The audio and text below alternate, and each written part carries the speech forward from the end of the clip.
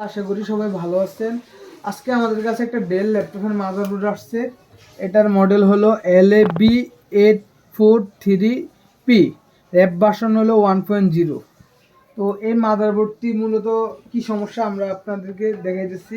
মিটারে সাইজে দাঁড়িয়ে থাকে। তো আমরা এটা যখন ট্রিগার দেই,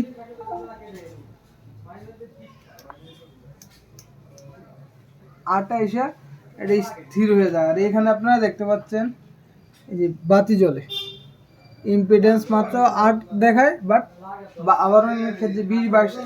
তো এটা আমরা রিপেয়ার করার চেষ্টা করব। তো আমরা বোর্ড বিয়ারের মাধ্যমে এটার যে সমস্যা তা টিভি সেকশনে, তো এটার কাজ আমরা করলাম এবং এটা হাওয়া দিতেছি যাতে ঠান্ডা হয়ে যায় দ্রুত। ইম্পিডেন্স 8 আসে। তো আমরা এখন টিকার দেব। এই যে আমাদের এখানে পাওয়ার চলে আসছে। তো আমরা একটু ইয়া করবো আর কি। এই যে আমাদের এটা ডিসপ্লে চেকার।